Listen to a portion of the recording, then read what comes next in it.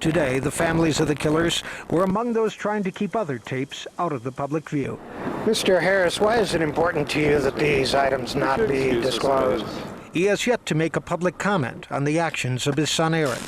The videotapes, diaries, and other items were seized from the gunman's home shortly after the massacre. I don't know how we're gonna keep doing this stuff. I think we might have to get some more weaponry.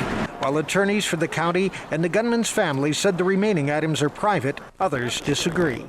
They've given a view into the homes of the Klebold's and Harrises, and they provide a basis for parents to question what's going on in their own homes. You should kill him. I think he should die. All right. These are tapes of the gunman acting. Not yet released, the tape of the planning of the massacre. This will help a lot of parents to have an understanding. What makes Eric different from my child? What makes Dylan different from my child? They certainly turned out different.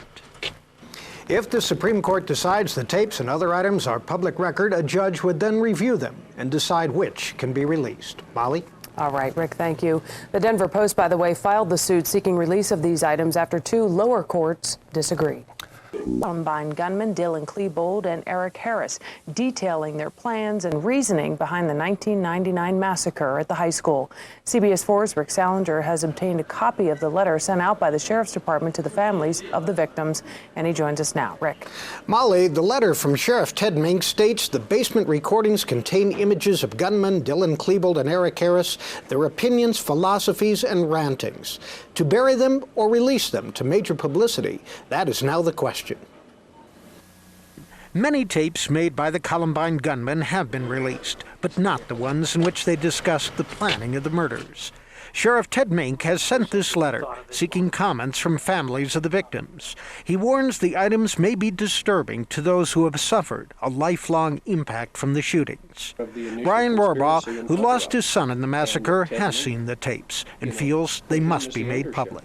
We need to look at this, we need to examine it, we need to learn from it, and we need to stop the school shootings. Steve Schweitzberger's daughter was at the school during the shootings, and he has a Columbine memorial in his backyard. He has recommended a controlled release of the tapes in a special viewing room. We've learned about evil, and we know that there are copycats and sick minds out there. Gunman Eric Harris's father went to court in hopes of keeping the tapes from public view. We asked clinical social worker Carolyn DeMong how other youths might view the tapes. If an adolescent is already disturbed and feeling violent thoughts, seeing this particular, these tapes are not going to make a difference. Having seen the tapes nearly 7 years ago, I can tell you they are chilling, but they provide a first-hand view into the minds of killers that might help answer the question, why did this happen? Molly? All right, Rick, thank you. The Sheriff's Department says in making a decision about whether to release the tapes, it will consider the Columbine anniversary, which is coming up on April 20th. By the Jefferson County Sheriff today. The families of Eric Harris and Dylan Klebold had fought all the way to the state Supreme Court to block the release of any material seized from their homes. The sheriff said he was concerned releasing the basement tapes to the public could result in copycat killings. Wanted them on the internet because they wanted the world to see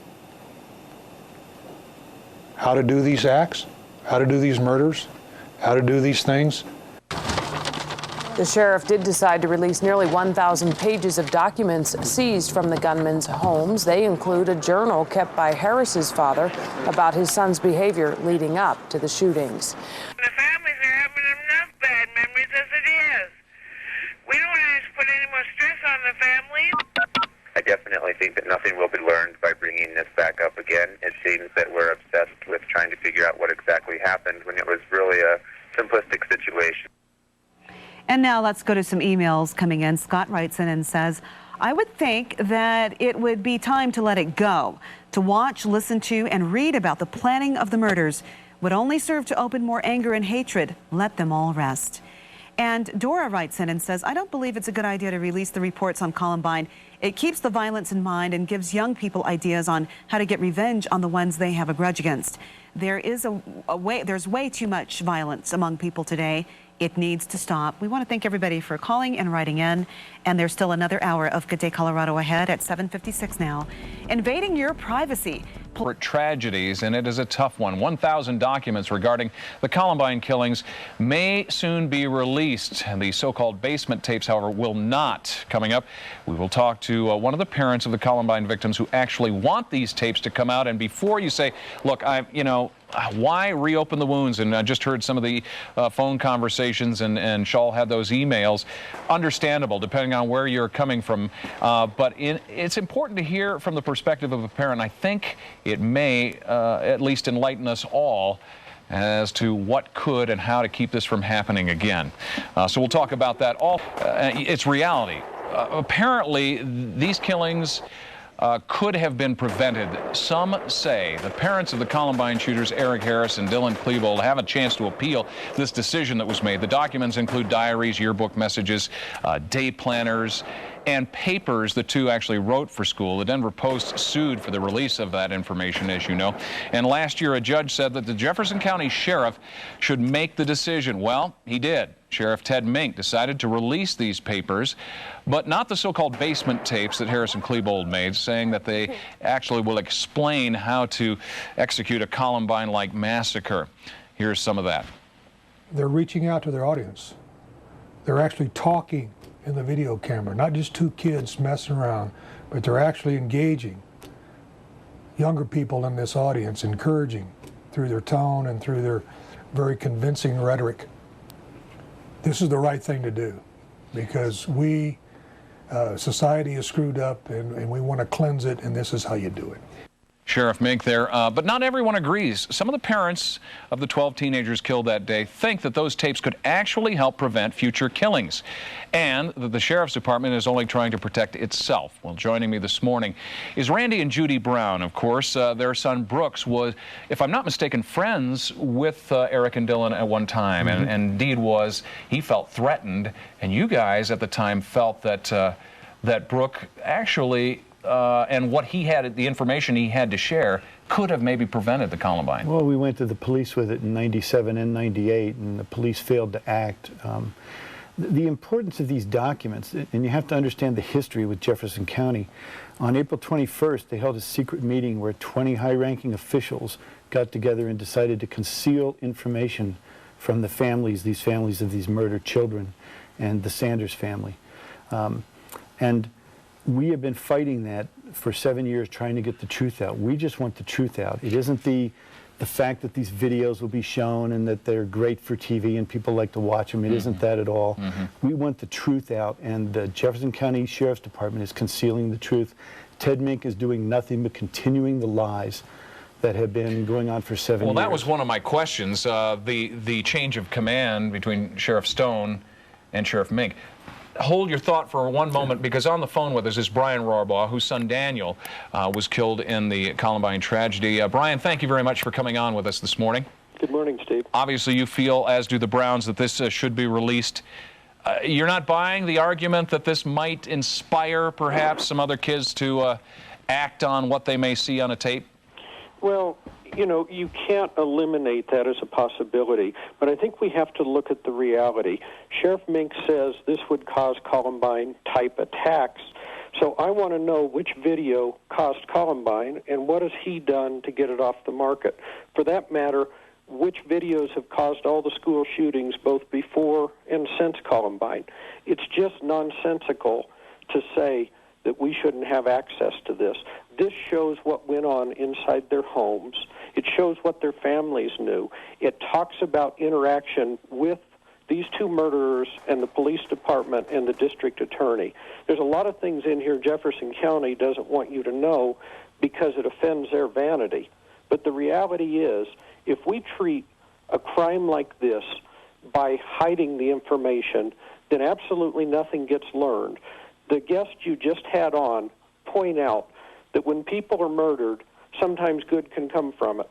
But with Columbine, you haven't seen anything good come out of it that's helped prevent the loss of life in other schools, because this sheriff's department, now under Ted Mink's command, is refusing to let you have access to it.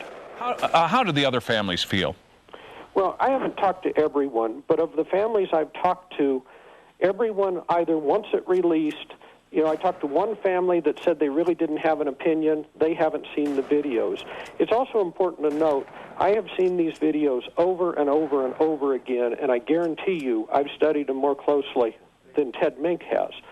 And I know there are some things disturbing in them, but what he's portraying them as is a flat lie. That's not what they are. This is not some compelling thing. Was it Sheriff Stone, and the Browns back in on the conversation now, was it Sheriff Stone that actually made a deal with Time magazine to release those, was it 3 hours originally? Go ahead.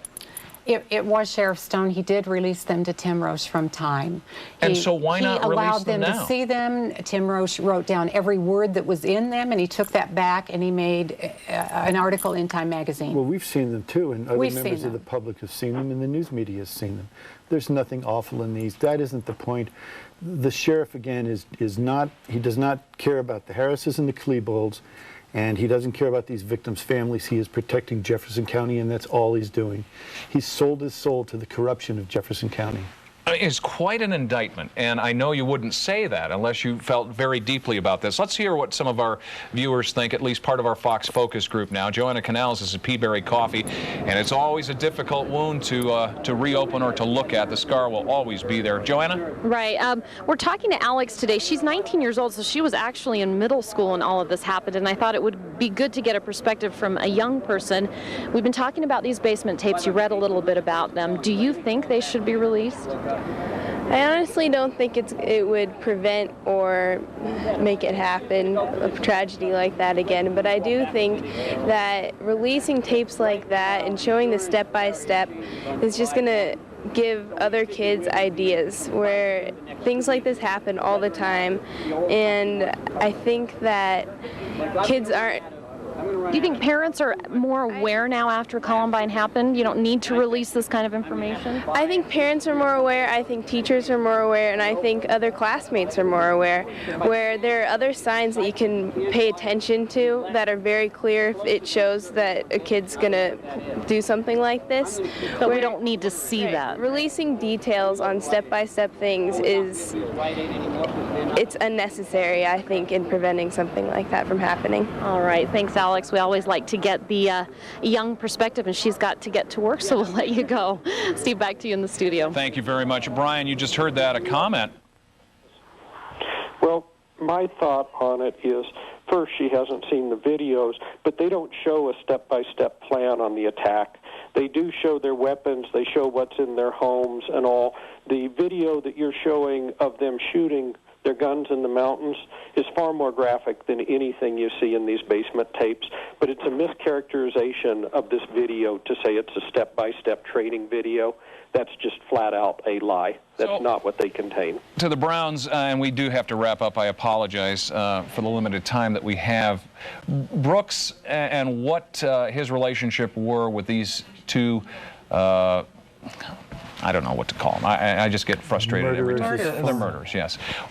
I mean, would he have been able to, perhaps, if the authorities would have listened to you, would he have been able, do you think, to thwart what happened? No, there's no doubt that Columbine would have been prevented. Columbine would not have happened if the sheriff had done their job. What were those signs? The signs? He was saying it on the internet.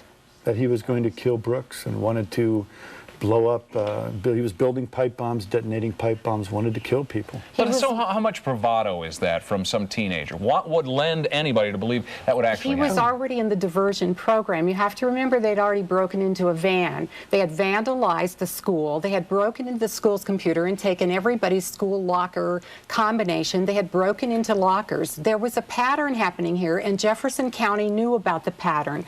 They were in the diversion program. They were building pipe bombs. These kids were building and all the documents, if they all were released at the snap of a finger, would reveal this. Well, unlike this uninformed young lady that thinks that it doesn't matter, this is the whole point. The more you know, the more people know, the more you can prevent another action like Columbine. And if parents see this video, they will search their children's rooms. Let me tell you, no one will walk away from that video without looking in their kids' rooms. You will not believe it. But there are other lessons to be learned, too, and they're all in this information they won't release. Brian, final word from you, sir. Well, I agree with what the Browns just said. For the sake of children, it's too late for my son. but for the sake of other people's children, we have to learn everything we can, and then we have to start acting to stop the school violence. There are people that will literally hear about this story coming up and will turn the television off because it's too painful, or they feel we're too obsessed with it. But this is reality, and it's a news story, and we thought we'd talk about it with you all. And thank you very much, all of you, for coming on today. Thank you, Steve. All right. We'll continue, and we'll get your out-the-door weather right after the break. This is Good Day Colorado.